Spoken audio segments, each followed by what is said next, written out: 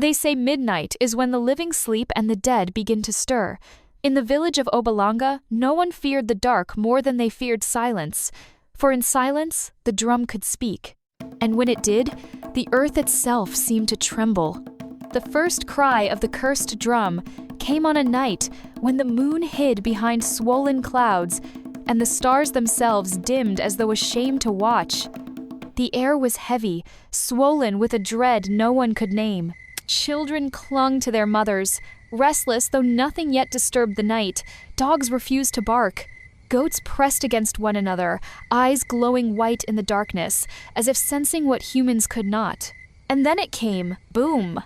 Not the joyous rhythm of a festival drum, nor the casual beat of a hunter announcing his kill. It was a sound like a heartbeat torn from the chest of a dying man. Slow, deliberate, too deep for wood or hide to produce. The village stirred. Fires sputtered in courtyards. Doors creaked open as fearful faces peered into the night. Some thought it was the wind knocking against hollow trees. Others prayed it was the playful teasing of forest spirits. But then it came again. Boom! This time, it was followed by something that turned every heart to stone. A voice! It was not sung, nor shouted, nor chanted. It was spoken, clear, cold, and terrible. Kaho! The name slid through the air like smoke, curling into every hut, every ear.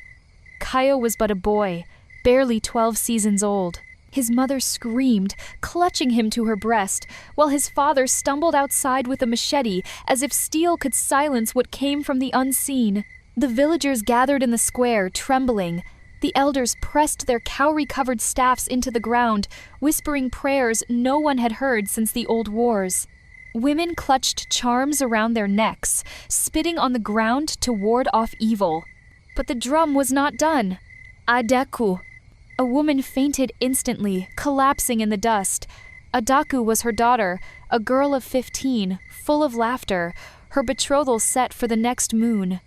Boys who had courted her wept openly, for they knew what it meant. The cursed drum was naming its feast. Each name it spoke was a death sentence. No warrior, no medicine man, no sacrifice had ever saved one chosen by the drum. And though none dared speak it aloud, the truth was carved into the marrow of Obalanga's bones. The drum never lied. Boom! Another name, another scream. The chief, an aging man with eyes clouded like river fog, tried to steady his people. "Stay within your homes! Do not listen! Cover the children's ears!" But even as he spoke, he trembled. For he knew, as everyone did, that no wall of mud and straw could keep out the voice of the drum. By the time the sound ceased, 12 names had been called, 12 souls marked. The village lay in a shivering hush, broken only by the wails of mothers and the curses of men, too afraid to show their fear. And then, silence. The drum was done. The people scattered back to their huts, whispering, praying, hoping dawn might undo the horror of night. But dawn did not bring comfort. For with the first cock's crow, a cry tore through the air, sharper than any rooster. Kaio's father had found his eldest son, not the boy named, but his older brother lying cold in the yard, his chest split open, ribs hollow, his heart missing. The people of Obalanga shuddered, for they remembered the oldest whisper of all. The cursed drum was carved from the chest of a king, and it hungered still.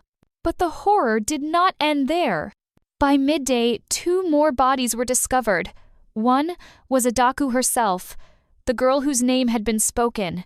She lay by the riverbank, eyes wide open as though she had seen something too great for human eyes, her laughter forever stolen. The other was a warrior, strong and fearless, who had dared to shout at the drum the night before, telling it to be silent. His tongue had been torn out and placed in his open palm, as if mocking his defiance. The drum had spoken, and now it had answered. The people gathered in the chief's courtyard, confusion and terror boiling like thunderclouds. Old women wailed, men beat their chests, young boys clung to their fathers' legs. "This is witchcraft," someone shouted. "No, it is the gods punishing us," cried another. "The spirits of the forest are angry," an elder muttered. shaking his cowrie beads. But a voice cut through them all. It was old Mama Efuru, the oldest woman in Obalanga, whose face was a web of wrinkles, and whose eyes had seen nearly a century of sorrows. She pointed a shaking finger toward the forest. "It is not the gods, nor the spirits. It is the drum. The cursed drum of Obalanga has awakened." A hush fell. No one wished to hear those words spoken aloud, for the legend of the cursed drum was older than memory, whispered only in the darkest corners, told to frighten children into silence. But here was Mama Efuru, saying it with certainty. The chief scowled. "Enough of your tales, woman. The drum is buried. It was hidden generations ago." Mama Efuru spat on the ground. "You think wood rots when it is carved from a king's chest? You think time silences a curse?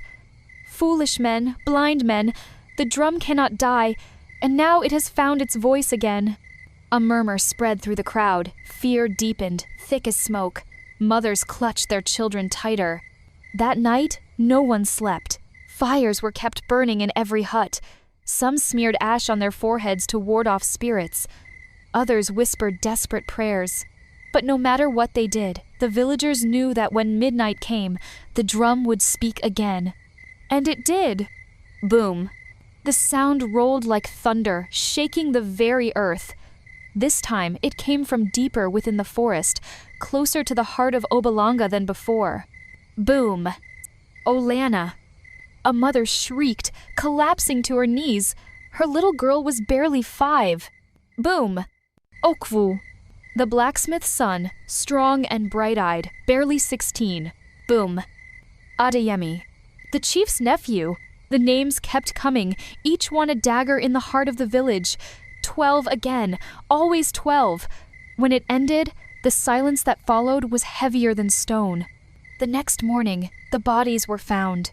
Not all at once, but scattered one by the stream, one in the marketplace, one on the chief's very doorstep.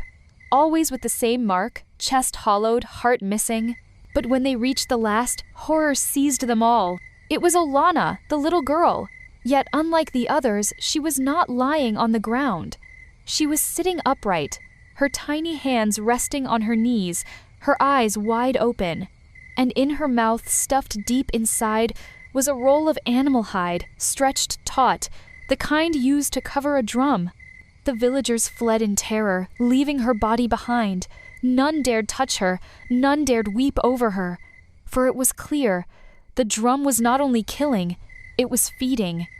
That night, the chief summoned the elders into council. They sat in a circle, shadows dancing on their faces from the torchlight. Fear gripped them, but also something darker, a knowing, unspoken guilt. For deep in their hearts, they recognized the signs. The drum had returned. The curse they thought buried had risen. And worse, it was hungry. But none spoke the truth aloud. Not yet. The chief looked at each of them, his cloudy eyes reflecting the fire. "Tomorrow," he said, "we shall send warriors into the forest. They will find the drum and burn it. Let fire silence it forever." The others nodded, though their silence betrayed doubt. Fire could not silence what had been born of flesh, blood, and vengeance. And as the meeting broke, as the men stumbled home with heavy steps, the wind carried a faint sound through the trees. A low, mocking laugh. The drum was listening, and it was not afraid.